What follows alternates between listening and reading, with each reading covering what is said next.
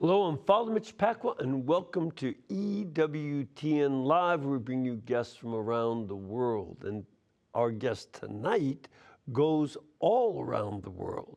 He works with pro-life and pro-family leaders in 116 countries to proclaim and advance the gospel of life. He's traveled around the world as the president of Human Life International, working with Vatican officials, clergy, and civil leaders, promoting human dignity and the sacredness of human life. And he's here tonight to discuss how the beauty of marriage, children, and dedicated family life can counter the decline in global fertility rates, as well as the social, political, and cultural problems that come with it. So please welcome tonight our guest, Father Shenan Boquet. Father Shenan, great to be with you, Father. Good to have you too. Bienvenue. And it's been a while since you've been here. Yes. But this is a problem that is the opposite. I was talking to one of the young men in our studio audience. One of his science teachers said they should make everybody stop having children for 40 years. Wow. I don't know what science he's following, but it doesn't sound very good. The problem that you hear about in the media is that there's overpopulation. Right. What's the real situation going on? Sure. And I think, most of our audience would, because the narrative is really controlled by mainline legacy media. So what people are kind of hearing, is a consistent narrative that really is against life. And the challenge is how to pierce through that narrative. So, for example, as I mentioned some numbers, maybe some of our audience might be shocked to hear. So in the United States, so let's start with what is the replacement level? So we're talking about 2.1, which means 3 children per family, which would be the average number of children a woman would have in her lifetime. And that's still a very small number, especially when you step back just 50 years ago, when the average size in the United States was about 5 to 6 as an average size. So today it's 1.6. So we're not even replacing ourselves, which means they're not having 2 children. And so as a result, we're seeing the change in population. We're watching an aging population, but also in Asia, for example, it's about 1.9. Europe as a whole, 1.5. You get into Africa, which is one that is still growing, 4.2. But then you get into Latin America, 1.8. So, which means the majority of our world is not replacing themselves. So the population is beginning to shrink. And China, let me give you an example. People like to hear about China at times because they think it's really, the population is still growing, which it is, but it's starting now to have the impact when the number is 1.4. So, and you look at Korea, 1.0, Japan, 1.2. So around the world, we have really a fertility problem. And really, if people just step back in time, 1968 would be a very important time in history. So Paul Ehrlich, the population bomb, which I know our audience should also remember something else happened in 1968, which would be very important within the church, Humanae Vitae. And so, explain what Humanae Vitae is. So on human life. So what Pope Paul VI was confronting obviously was a period of time where people were looking at, the influence of contraception, the availability of contraception, and also the issues affecting, no doubt, the population bomb with Paul Ehrlich was affecting how people looked at human life, thinking that the world was overpopulated, we're having too many children, which is all false.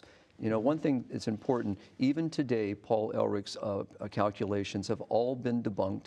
He's never been successful in any one of his claims, and yet people still quote him, as some great scientist, which is still around today. So maybe the young man in the audience, maybe his professor or teacher is reading too much of Paul Ehrlich, Well, as a matter of fact, just so folks understand the importance of that book, both that book and Humanae Vitae, the Pope's encyclical on human life, came out as the birth control pill Correct. was in the process of being tested and approved for more general use. I think it was at a second or third stage Exactly. of approval. And it was becoming known, and would, in a few years later, it would be on the market. That's right. And would make obviously a radical impact, still affect to this day. Oh, absolutely. But definitely, how what Paul Ehrlich, was dealing with was really kind of gaslighting this conversation. But as a result, it affected not only, the scientific community, it began to affect legislation, policy making. Here in the United States, for example, our audience, I hope they might be familiar with Richard Nixon, President Richard Nixon, and Henry Kissinger. And this is a document that emerged in 1974. And it's a very important document, and the reason why I'm making note of it, because its impact is still felt today in our state policy. And it's a study, it's called the National Security Study Memorandum 200. So basically, it's a document that's looking at the population that Paul Ehrlich is raising alarms on. And so the United States is saying, now, how is this going to affect our security? How does it affect our ability for natural resources? How is it going to affect how we relate with other countries, especially countries that are what they call LDCs, lower developing countries? How do we get to those resources? How does this affect the United States? And so what you find, and these are some of the organizations and entities in the United States that we all would be familiar with. So who was involved in this policy? The CIA, USAID. So obviously this is the United States Agency for International Development that's in the news at this very moment of time. Also involved was the State Department and other governmental agencies. And so they use the language of security. How do we protect the security of the United States? So this document in its policy, and what it did is it looked at other countries and said, okay, we can't go in with weapons, we can't go in with armament and take over countries, but we can go in with a message of how do we keep their populations low, and how do we sustain those lower populations so that they in turn will not have need of their own natural resources, but then we can negotiate how we can obtain those resources. So you can hear now exploitation, using people, not promoting human flourishing, and the opposite is what we hear with Humanae Vitae, and with Paul VI speaking about the beauty of family life, the beauty of conjugal love, the openness to human life, the trusting in God and God's divine providence, but also in Humanae Vitae, especially in the paragraphs 15 through 17. Paul VI makes note of consequences. What happens if we begin to embrace, an antinatalist position, an anti-life position, and what will it do? So what we call great prophecies. One of which was, how is government going to use population control methodology around the world and in our own country as well? And so what we see with the NSSM 200 is that reality. The government using its might, its leverage, which would move into modern history. Pope Francis himself addressed this many times. Pope Benedict in Caritatis and Veritate addressed it several times. Pope John Paul II addressed it, and the exploitation of developing countries. And I see it with my own eyes. I'm watching. Yeah, because you travel to a lot of countries, and many of them are very poor. Correct. And they have not developed their resources. Correct. And especially when Nixon and Kissinger wrote this, the context was the Cold War was full on, and there was no good end in sight. And the war plans against Soviet Union were, how can we do this with as few nuclear weapons as possible? Right. But they just did not have another way out. Exactly. And so they wanted everybody else's material. That's right. And I think that's, when you look at it, when you first read, you can see the national security. And this is a valid question. How do we protect the interest of the United States as a sovereign country? But what got lost in here is how does this impact other nations? What are these long-term policies going to reveal to us? And what we still see today is tentacled into so many of our state policies is population control methodology. We see it at the United Nations. We see it with the United Nations Population Fund. We see it with so many other non-governmental organizations working around the world.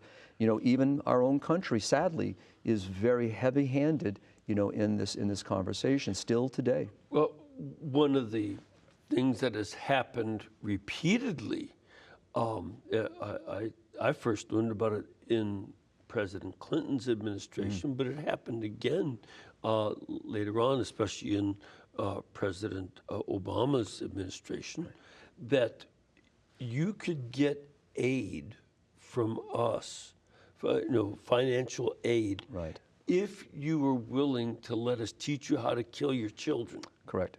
And it's a blunt way to put it, Right. but it's an accurate way. It is, and it is, and you know, and what you see is what you brought up a little earlier, Father, was, you know, when you move around the countries that are still developing, you know, and their economic development is slow.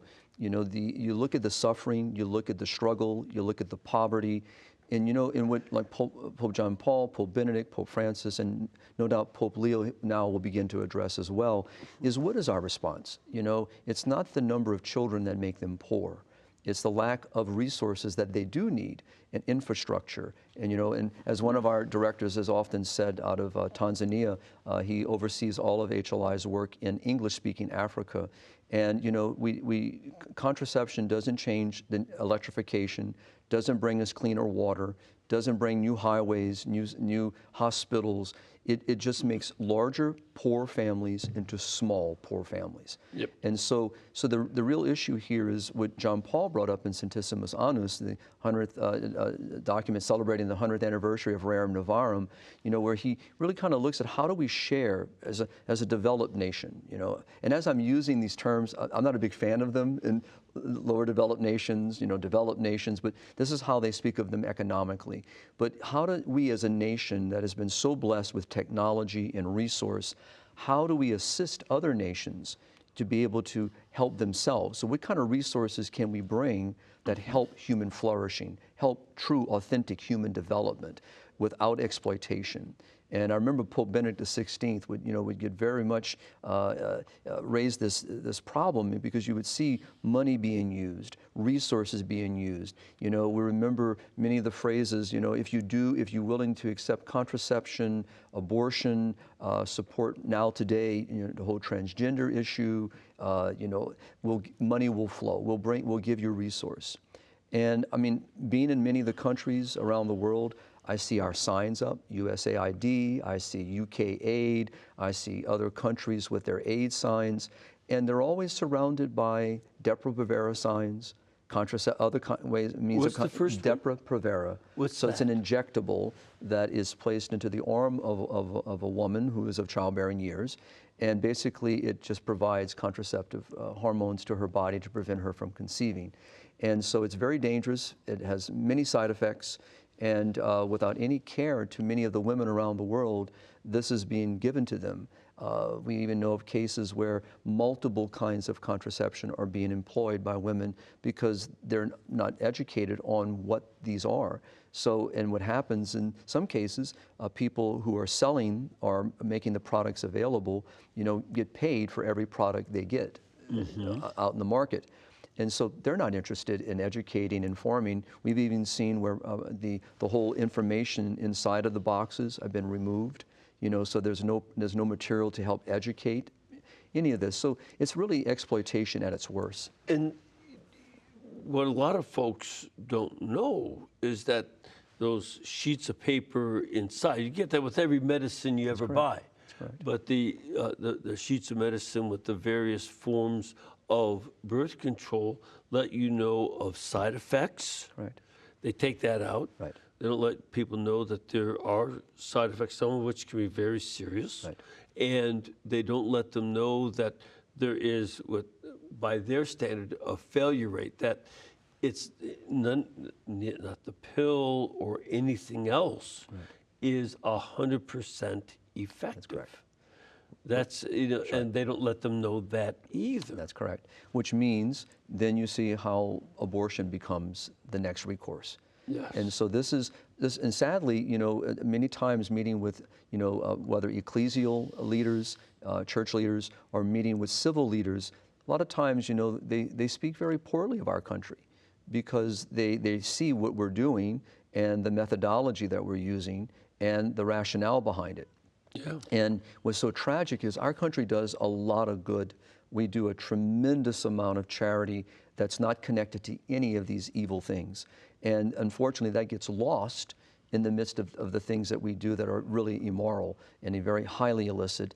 And it's a challenge for us at HLI because when you're in these environments and you're bringing a message of the church's teaching on marriage, family life, conjugal love, openness to human life, they said, aren't you from America?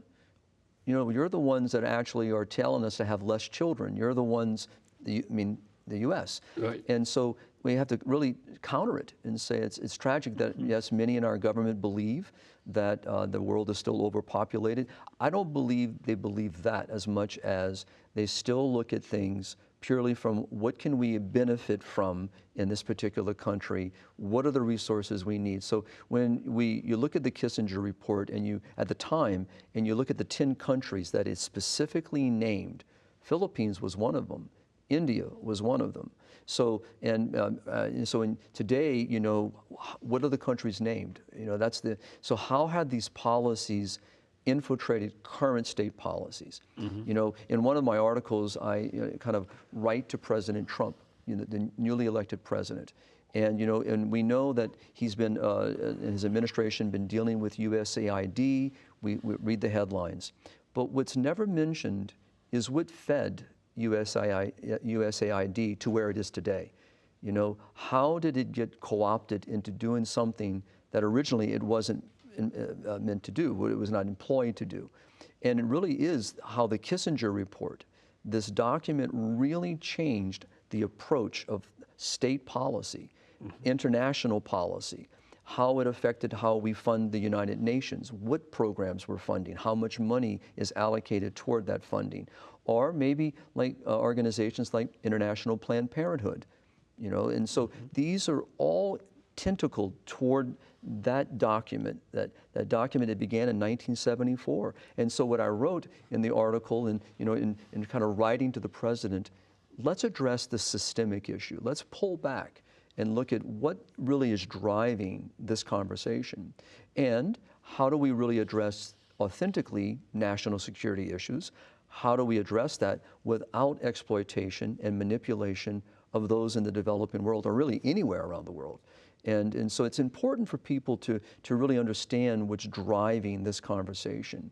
And like I said, the writing of the Population Bomb by Paul Ehrlich is still very much in the mindset. I have friends that are in their 70s, 80s, who remind me what they were taught in school. And many times we sit over a cup of coffee and they kind of debate with me and saying, well, the world is overpopulated. I said, well, no, it's not. And so then what are the consequences, you know, as we depopulate? What are the consequences? Not just, you know, it's not just a church issue. It's not just a Catholic Church concerned, you know, because there's an assault on marriage and conjugal love and the openness to human life. Yes, that is very real.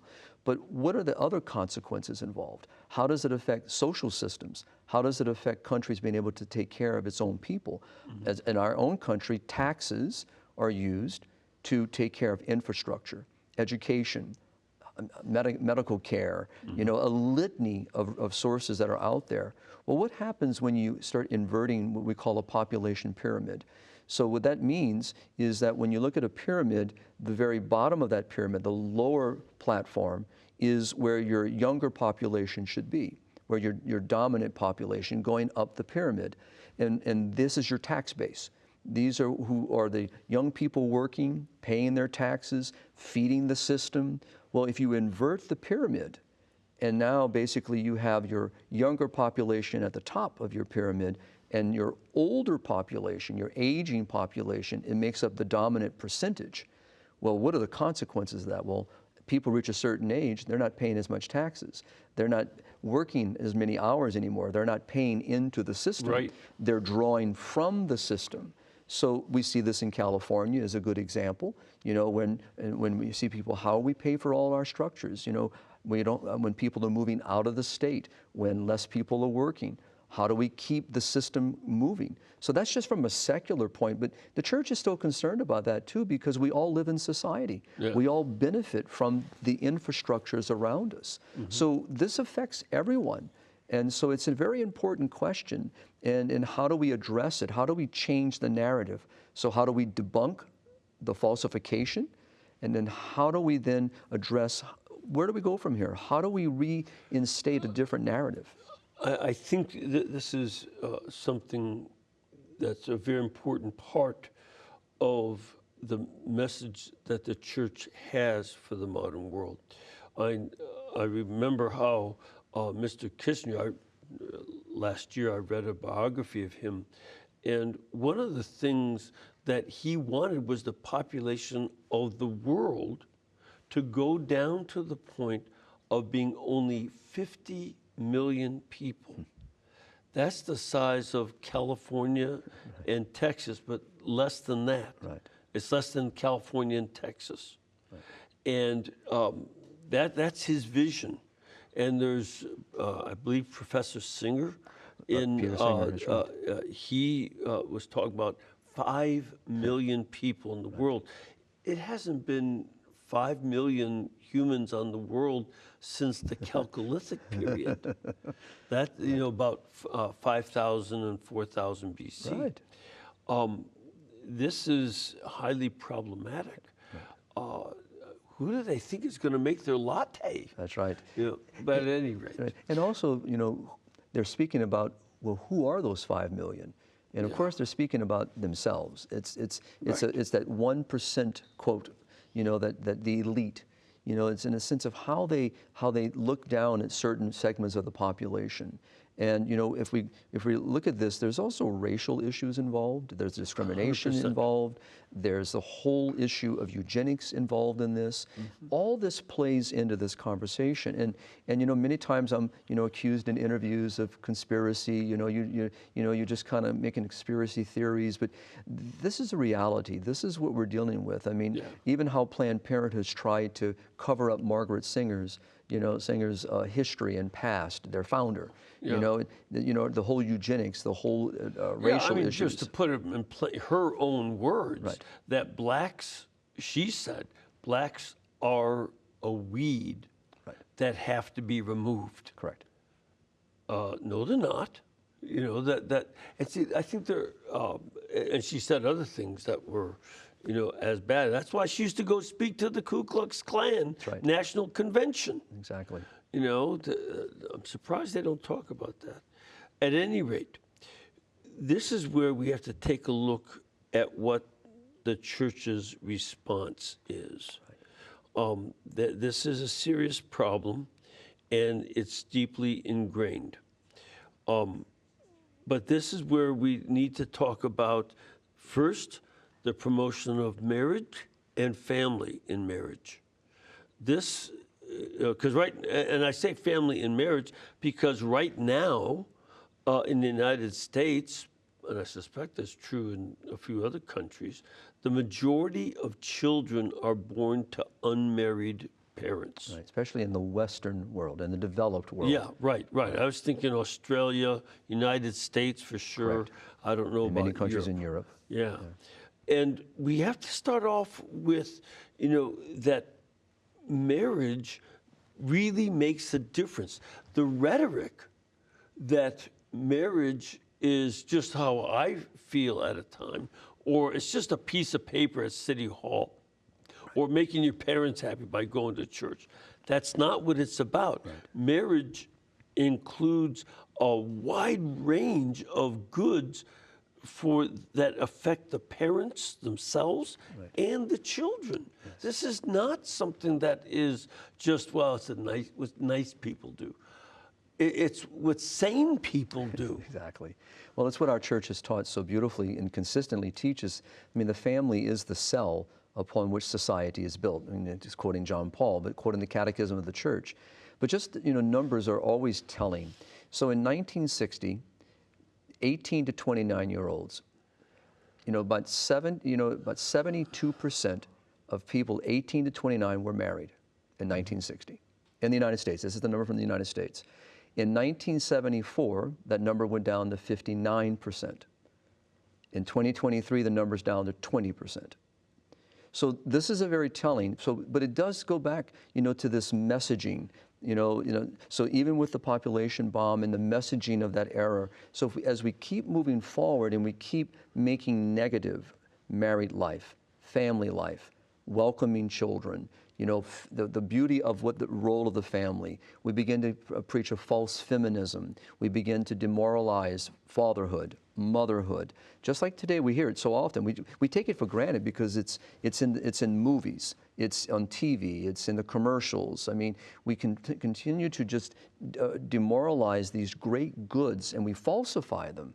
And so, in fact, one of the big patterns in this country is that the false feminism that's been taught has demoralized boys. And there's a book called The Boy Crisis. Right. And the concern is that you promote girls at the expense of boys until you get to the point where something like transgender is favored. And now you promote boys who consider themselves women and let them play against women and demoralize the women in their sports. exactly. This is madness. It is. It is. So you end up demoralizing, and then we're surprised that depression is widespread Right. among young people, especially males, but it's also among females. Right. Yeah, and that's what makes the challenge, Father, so important of how do we, how do we model? Because so many of our young people are coming up, and here I'm speaking of countries in the West. So what I mean by the West are the developed countries. So Europe, most of Europe, United States, Canada, many countries in Latin America, Australia, Japan, New Zealand. So when you look at this and you realize this is a global issue, Yes. and you're watching not only a global birth rate fall, but you're also watching divorce become accepted, normalized in culture. The Philippines right now is one of the only countries that has not legalized divorce. That's being challenged as we speak tonight, but what are the consequences of cohabitation? What are the consequences of divorce? What are the consequences of children being conceived out of wedlock, being raised in single homes? What are these consequences? And, and even in the best of families, the father, mother still struggles to model to their children. But this is what the design that God created, the fidelity of marriage, the exclusivity of marriage, where children are raised and nurtured and loved, and where the communication of the faith is given, and the modeling of love and sacramental love is given, so that it passes on. In a sense, what we hear in sacred scripture, teach this to your children and to your children's children from the book of Deuteronomy. It's just so important, but there's been a break. And so many of our young people don't have these models. No. Not even in their grandparents. And, one of the there's a series of consequences. If the parents are not married, there's a much lower, significantly lower likelihood that those children will finish high school. Right. There is a high likelihood they'll end up in trouble with the law. And that's why 85% of men and women in prison are the children of unmarried parents. And they're also extremely likely to be poor. Unmarried women with children are poor, and their children are poor yet. Right. That these are very concrete results that are shown for decades. Right. The famous article, Dan Quayle was right when he talked about single motherhood not being a good idea. Right. There are hundreds and hundreds of studies showing this. Exactly. And this is where the church and all of us within the church have to communicate. This isn't just about a personal choice, but this is truly about, Christ working to save society through our marriages. Exactly, and through that beautiful family life. And yes.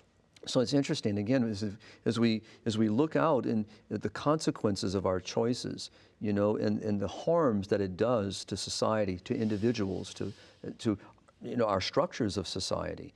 And so, and this is something that I remember, even Pope Francis addressing when we look at how we care for our sick, our dying, the elderly.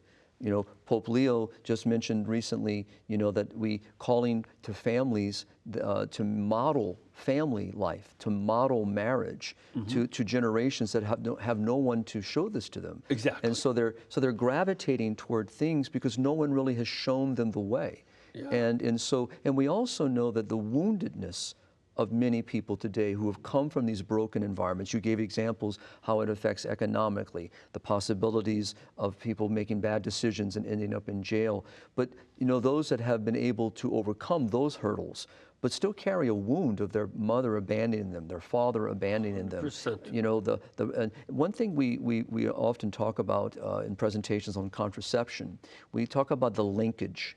And how contraception breaks links, because we're talking about a mentality, and that is, how does this mentality, this anti-life, this rejection of the beautiful design of God in conjugal love, the marital act.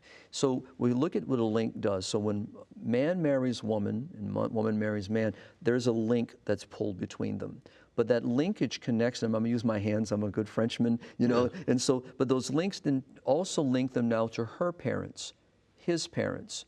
So then, when children are born as a result of this union, those links now are not only to their own mom and dad, but now to their grandparents and to aunts and uncles and so forth. Right. But when you contracept and you prevent that life, it doesn't just prevent a child from being born. It breaks the link between the husband and wife. Breaks the link between the husband with his in-laws and her in-laws, because inevitably it just severs the relationship within the family. And it also creates a mentality that, how do I care for someone in their older? Why would I care for people in my family when, it's all about myself? It's a self-centered mentality. And it's a real challenge today because people look at marriage or look at human sexuality, it's pleasure-oriented. Right. It's self-absorbed when it was never designed for that. Right. It has its own good, a truth to its own act, and a nature to itself that's been lost. Yeah. And so how do we bring that into a world, into a society, especially in the developing world? Now, we actually have to take a little bit of a break. We're running out of time. Sure. So let's take that break now. We'll come back. If you want to find out more about Human Life International, you can simply go to hli.org, and find out more of this. Lots of information, work. And also, we talked about the Kissinger report. You can download it, and it's free. It's free. It's the Kissinger report, Blueprint for Global Depopulation. It's a free ebook, and it's available at hli.org/free-ebook. So hli.org/free-ebooks. And you can go online for those and see for yourself. This is where government policy came from, and some of our politicians promote it more than others, but it's out there. We'll be back with your questions and comments, so please stay with us.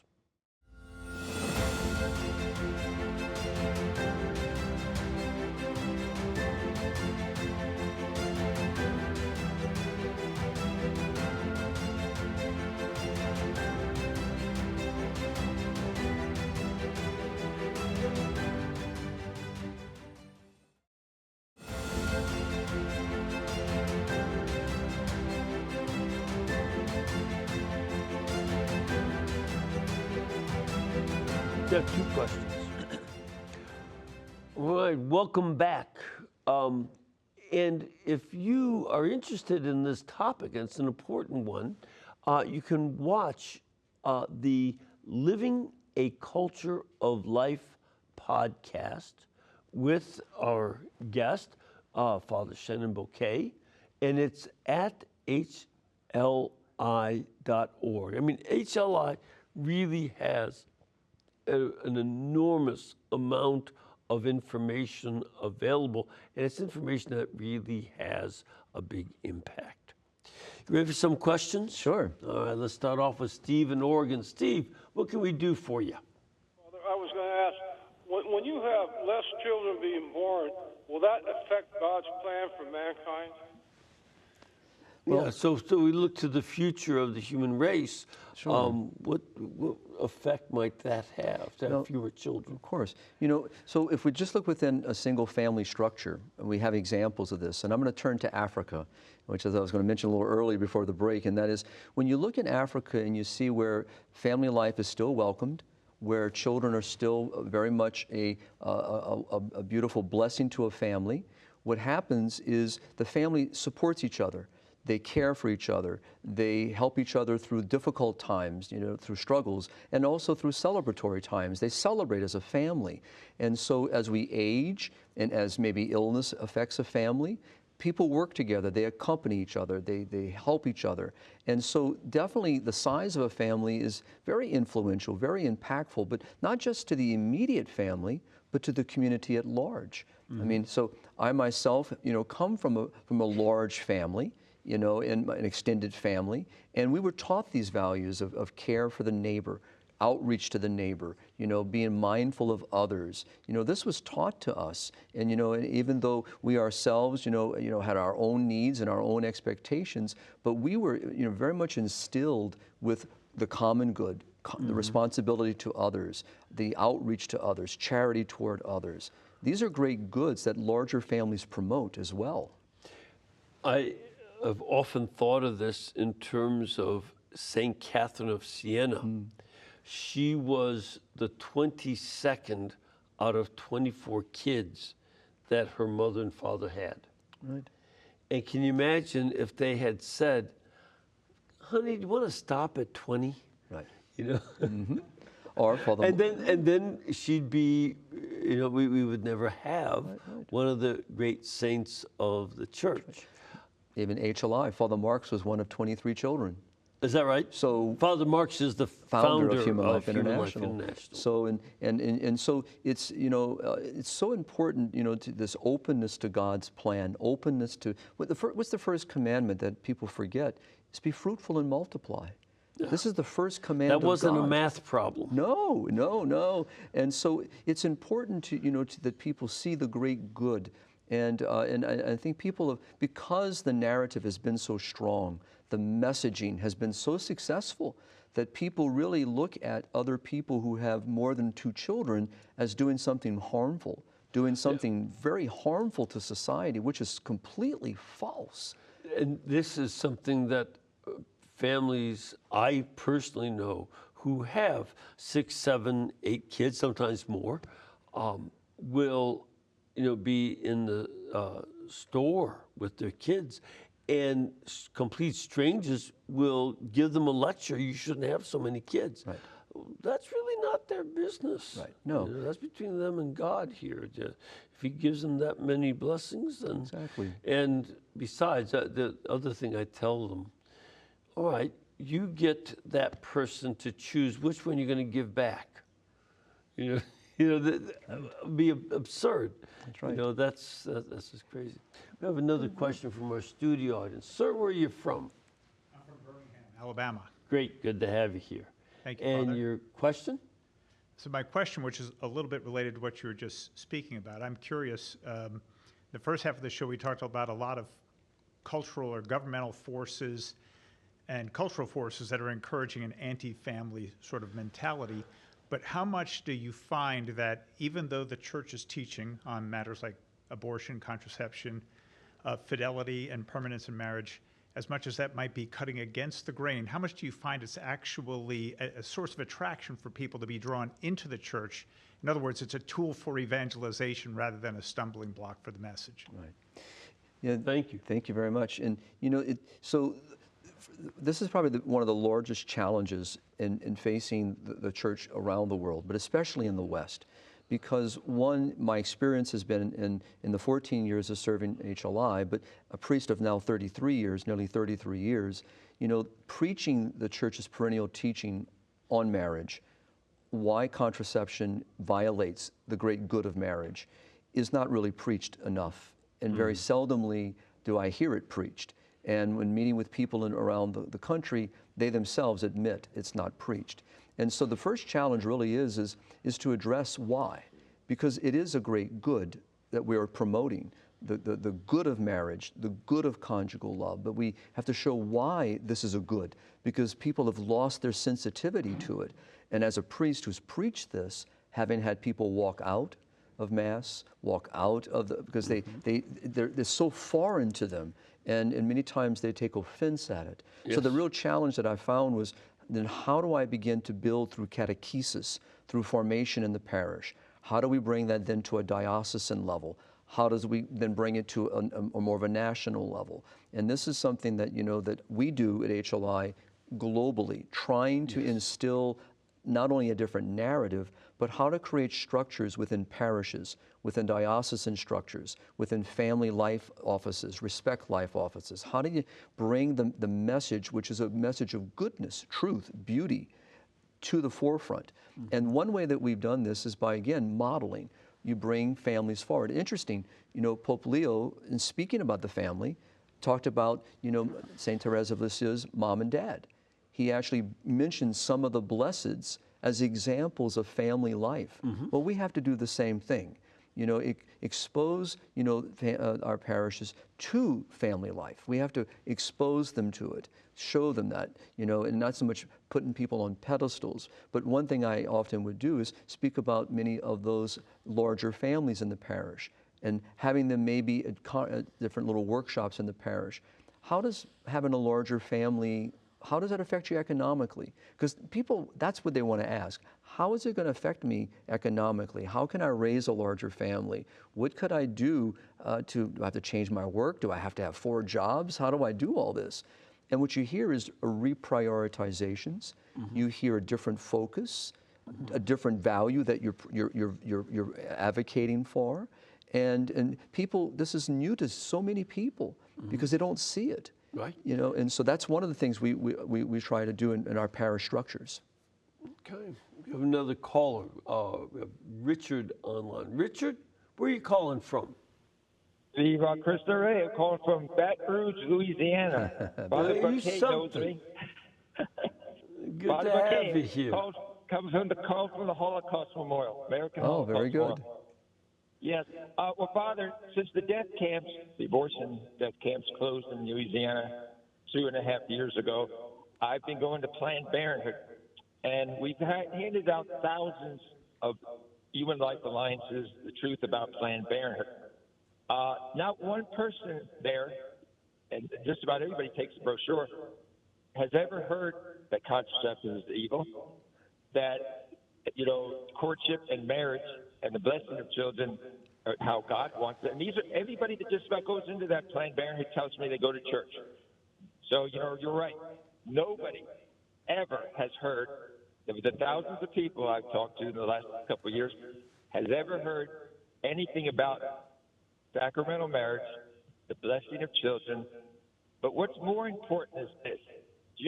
It takes 8 to 12 years to become a priest, the sacrament of holiness.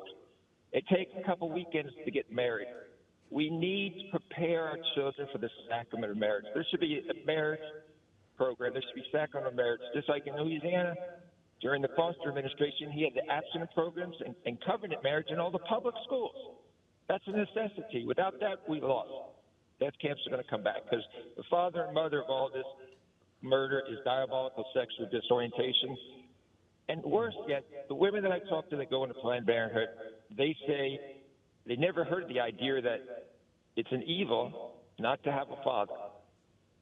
Yeah, well, that's one of the things, and and there are even economic disincentives to having father on. You can get more financial aid from the federal government if there is no father on. That has to be fixed. Right. That should be something that we work on to rectify. Right. Well, like our question before as well is, how do we, and this is again, we strive to do on the international scene, is how to work with priests who know what the church teaches, but how to help them to articulate that teaching in their parish settings, how to advocate for the great good, how to speak to the great good, and to really want the good for the people that they love and care for. I mean, priests want the good for their parishioners. This is what they seek. And so, but this is a very volatile subject. It's very personal.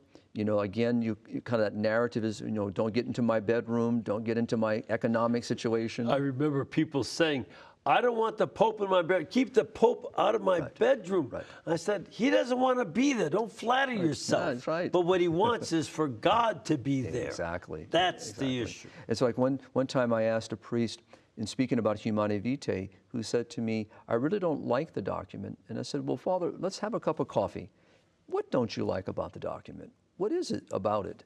What about this document? It's so beautiful. It's so rich. Yeah. It's so filled. So in a way, by helping our priest, helping our lay leaders who are involved with marriage prep and involved with, supportive couples, how do we, really instill a culture? That's what we're after, right? We're actually trying to counteract the culture of death with the culture of life. Yes. How do we, inculcate this within the hearts of our people who have become desensitized to these great goods? So it means we have to expose it.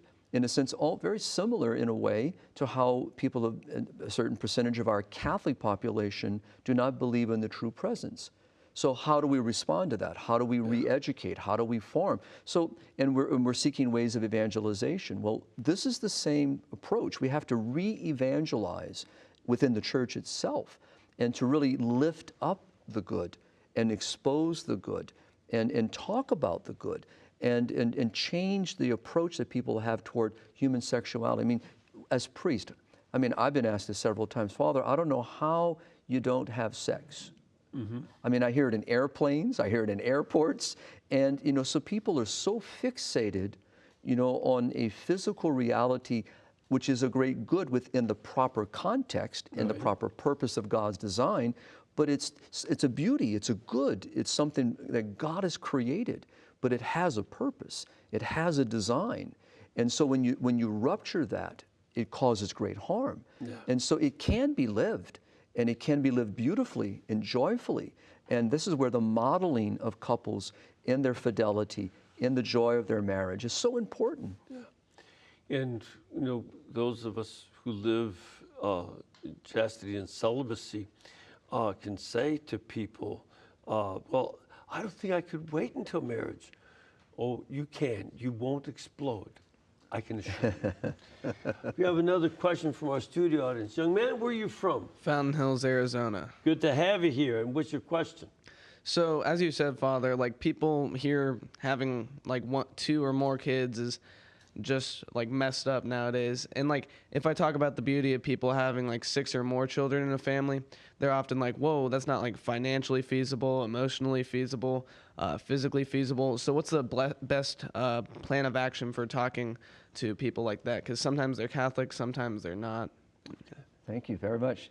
So, there are a couple of layers here for us to look at. So let's look at, how do we respond, to people who pose that kind of situation. So what I mentioned earlier is values. So it's important is what do we value? Mm-hmm. And, being raised in a larger family, your values have to become very clear. We may not have always the nicest things. You might not always have the newest car. You may not always have the biggest house. You might not have certain amenities.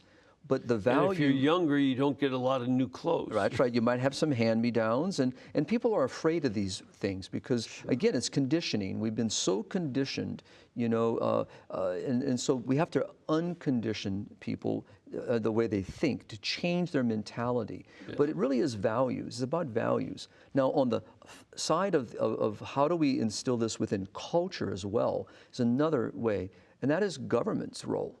Government has a role in changing the narrative too. Mm-hmm. So the high taxation on families, this is unjust. Mm-hmm. We need to look at how do we promote tax incentives, in a sense of lowering taxes for families, being able to good medical care, lowering the cost of medical care, be able to encourage, daycares systems and so forth. And at the other end of life, for people who are on Social Security, right.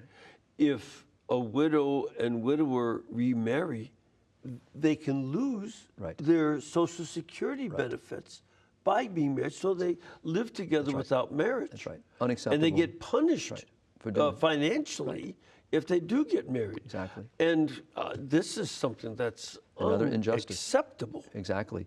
And so this is where there is a place for government, and now when I mention about incentivizing, just as a little side note, Russia, China, many countries have tried to incentivize by offering, money, but it really doesn't work. So, but what has to happen is the government does have to have a role, and a very positive role of how it sees the family yeah. as pivotal in building society. One more call. We have Joseph on the line. Joseph, what can we do for you today? Hello? Hi. Hi, Father Mitch. Yeah. My wife and I, we met on a blind date. 10 months later, we were married. We were married almost 40 years. We had 7 children, all blessings. 2 were very ill. Total of 11 pregnancies. But getting to the point of Father Boquet is that we had a lot of criticism, a lot. I mean, every time my wife was pregnant, we would, hear a lot of sarcasm, and exactly what you said earlier. My wife's old saying was, "Which one should I turn back? Give back." And each and every one is a blessing. And my wife passed away. It'll be 4 years in December. And as a result of having a big family, 2 of my daughters who take care of me and watch over me. So it's such a blessing. And we actually became one heart and one flesh, my wife and I, because before she died, I was her caregiver for 2 years, and she took her last breath in my arms. So I just want to say, anybody who's anti-child or marriage, it's worth it. Thank you. Sweet. God bless. Thank you. Yeah, it is. I think that's such a beauty. I mean, I don't know if our whole audience can hear, but you can. I mean, it's to love someone, to care for someone, to be a part of someone's life, and to in a whole series of relationships. Exactly. It's not just that he loved his wife, but there were all these other people That's right. that were all part of that. They right. still are. Exactly. And the heart, as Pope Benedict used to say, is meant to be stretched. Yes. And it is, and there's no end to the stretch. And there'll be things that are going to be difficult with more children. Of course. Especially today with the prices of universities being so high, right. You have to become very clever, and a lot of times kids have to figure this out on their own. Your parents can't take them. These right. are things that are difficult. Right. But, back when I was growing up, my parents couldn't pay my tuition. That's right. So you myself as well. Yeah, and so you become clever and you work, right. and get it through. I'm afraid we're running flat out of time. I want to again encourage people to check out Human Life International for its various resources, and there are lots and lots of them. It is HLI.org, HLI.org, a place to go. Thank you very much for being back on the show. It's been thank too you. long since you've been here, and a lot of great information. And if you would join me in giving a blessing to our audience, may Almighty God bless you and keep you and cause His face to shine upon you and lead you in all of your ways by His peace. May Almighty God bless you, the Father, the Son, and the Holy Spirit. Amen. And we can bring you Father Boquet and his great work and all the other guests for this show and all the other programs we do only because this network is brought to you by you. Our Lord inspired Mother Angelica to have us not have advertisements, but seek you to keep us in between your gas bill, your electric bill, and your cable bill, and we'll be able to pay our bills too. God bless you and thank you.